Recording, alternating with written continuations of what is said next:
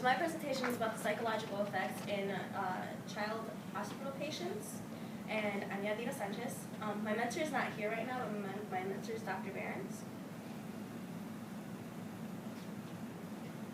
Okay, so the purpose, my research question was how are coping strategies provided to prevent depression, anxiety, stress among children in long-term, which means 2 or more weeks, in the Pediatric Intensive Care Unit, or PICU, settings associated with health outcomes.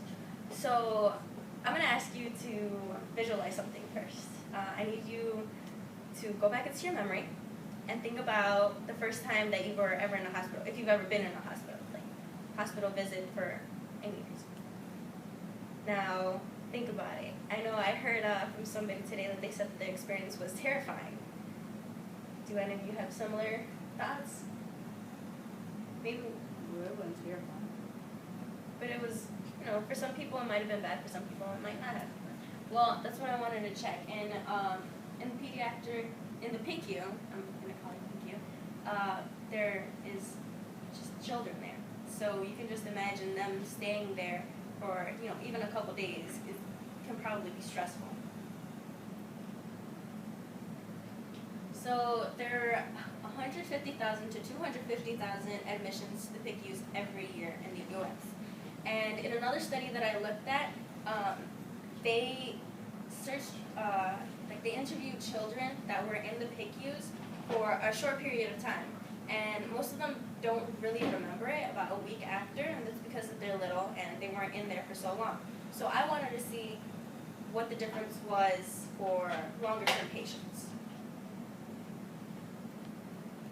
So my population were the children, the nurses, actually. I interviewed the nurses in both the PICU and the floor. So there's the floor with the regular nurses and the PICU with the children who basically have come right out of surgery, or they're born and they're some complications with them. So they need more attention. And my sample size was about 20 nurses, and it was completely optional and anonymous survey.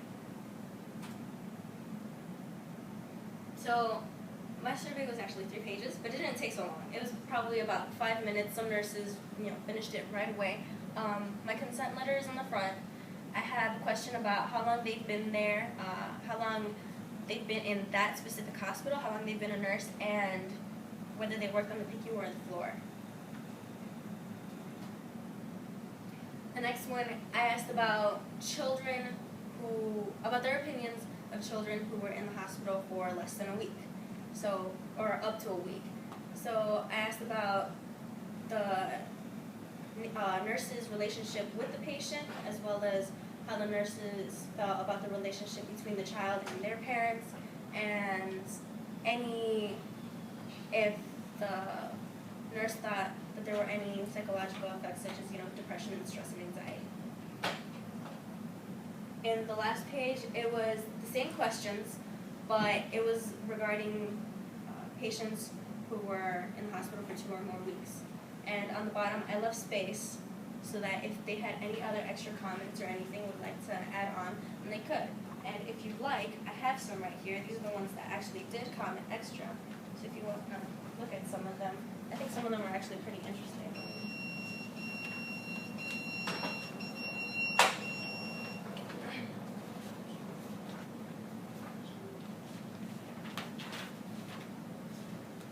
In these surveys, I found that the nurses felt that the children who were in the hospital for less than a week didn't really have as much psychological effects, depression, anxiety, all of this.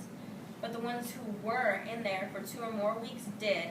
So if you read in some of the comments and stuff, they say that, after some time, they start getting sadder, they start being more withdrawn. So my relative risk was 2.6, which is, very high. Obviously, if you're in the hospital, if anybody is in the hospital, I would say for an extended period of time, you would also withdraw and feel sad. Again, my results just again. My strengths and limitations. I had a very helpful mentor who's not here. I also had a good partner, Mary, to work with. I had pretty pretty good survey questions. They got checked over and changed about 4 or 5 times. I was able to get nurses to actually take my survey, so that's a really good thing. But the surveys were all based on opinions, so I can't exactly, use them 100% of what they say because it's just what they think. Also, the questions on my survey say like sometimes, often, and frequently. And I had on another survey somebody wrote an extra option of never, which I should have considered that, but I didn't even put that. So that's one thing that I would definitely change from my survey. And my survey was my research was sort of an observational one, and these are some things that I know that they actually do in the PICU. They have school teachers and child life, counselors and stuff that go up and they talk to these patients that have been there for a long time to make sure that they, don't go into depression and that they're still being a kid. So I would just say, and also increase the awareness to the nurses, because when I was, we were having a discussion about all of these things that they offer, and my mentor was like, oh, I didn't know that they had that, so maybe have something so that all of the nurses know exactly what's available to all of them in case they want to suggest something for a specific patient. To my references, just the titles of some of the articles that I used. They were actually very helpful. And yeah, thank you.